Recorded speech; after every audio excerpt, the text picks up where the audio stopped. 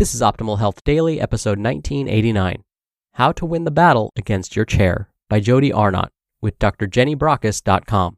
And I'm Dr. Neil, your very own personal narrator. Hey there, welcome back to another weekend edition of Optimal Health Daily, and wishing you a very happy New Year's Eve. Remember, this is the podcast where I read to you from some of the best blogs covering health, fitness, nutrition, and a lot more, and always with a bit of my commentary at the end.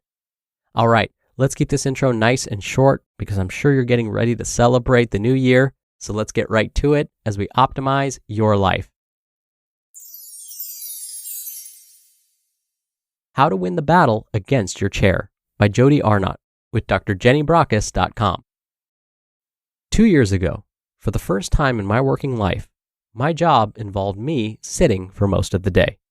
For the first 13 years as a personal trainer and group fitness instructor, my day was spent walking, standing, lifting, bending, jogging, exercising, setting up equipment, and holding boxing pads. My pedometer would regularly show over 20,000 steps per day, twice the recommended amount for good health. Needless to say, I slept well at night. As the business has expanded and our team has grown, my role has morphed into desk-based customer service, administration, marketing, and team management, involving a lot of emails, phone calls, and writing. I now spend around 8 hours per day at my computer. Turns out it's no coincidence that 2 years ago, I began having terrible issues with my hip and back. Sitting is the new contact sport. It can leave us injured and uncomfortable. Most of our clients who have a sitting role complain of general back and neck aches and pains. Even with a perfect workstation set up and attention to good posture, you can still suffer from sitter's back. When we're sitting, the pressure on our discs increases by 40 to 175% compared with standing. Commonly, our shoulders are rounded, which leads to shortened, tight chest muscles and weakened, lengthened upper back muscles. Our hip flexors and hamstrings are in a shortened position, even when we're sitting correctly. 8 hours of these compromises, and there's going to be an effect on our bodies away from our desk. I recently took a 4-week leave overseas and spent no time at all at a computer. Even the time I spent sitting was very limited. We walked all day while sightseeing and sitting only to eat and for very brief rests. Not surprisingly, my back and hip pain disappeared. I felt fantastic. After a week back at my desk, my old nemesis returned. Even though I do work out 5 times a week, these exercise sessions cannot compensate for all the inactivity that comes with daily desk sitting. I've committed to changing the way I work so I can avoid back pain and add activity into my daily routine. Here are my tips for making a sitting job healthier. 1. Regular breaks. Commit to getting up for movement breaks every hour. Never spend longer than 1 hour sitting. Use an alarm on your phone if you have to. 2. Workstation health check. Is your setup sending you to the physical therapist? Get some professional advice to change your chair, your screen, and keyboard to optimum levels, preferably someone familiar with an area of wellness known as ergonomics. 3.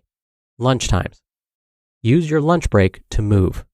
While you're actually eating, it's best to sit down. However, you don't eat for your entire lunch break, so use the remainder of the time to walk. This doesn't have to mean a power walk in workout clothes. Just zipping down to the post office, down to the park to eat your lunch, or around the block will be great for your body and your mental energy too. 4. Workout breaks. If you can, try doing your exercise in the middle of the day to break up the sitting. I love jogging mid-afternoon when the energy slump would normally hit.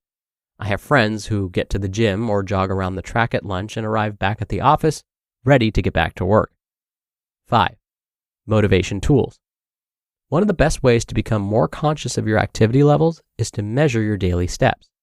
For most people, the cold hard fact of how few steps they take each day is a rude awakening.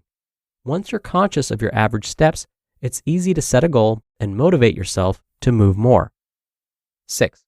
Active meetings. How often do you meet with a colleague or client just sitting and talking? Could this be done walking around in the fresh air? Productivity and morale could be higher if everyone was to enjoy some outdoor meetings each week. 7. Stretch breaks.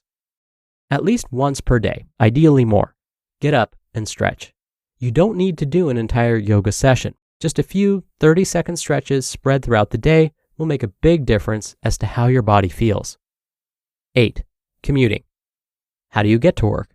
Sitting in a car or on a train? Cut down your daily sitting quota by walking to work or part of the way, or by riding a bike. Even if you do this once or twice per week, your sitting hours over the whole year are dramatically reduced. And 9. Find standing and moving tasks. Go through all your regular tasks and work out which ones you can do out of your chair.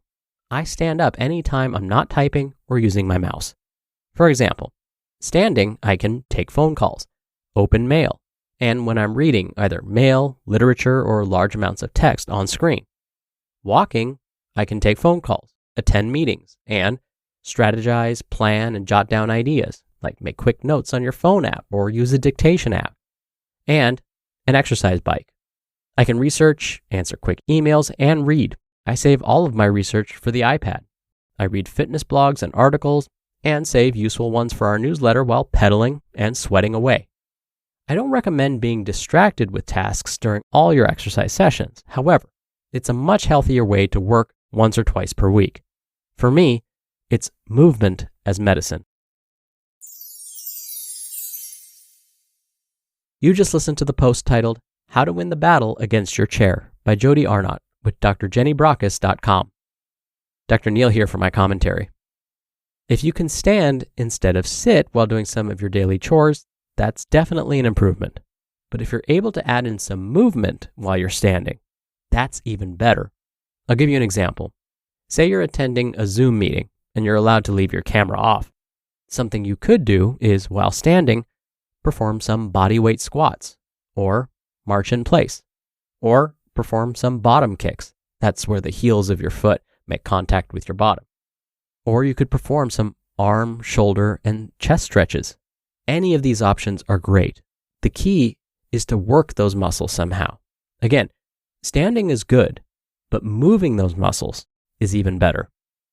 All right, that'll do it for today. Thank you so much for listening. Thank you for being here every day. I hope you have a great rest of your day and evening, and I'll see you back here tomorrow in the new year where your optimal life awaits.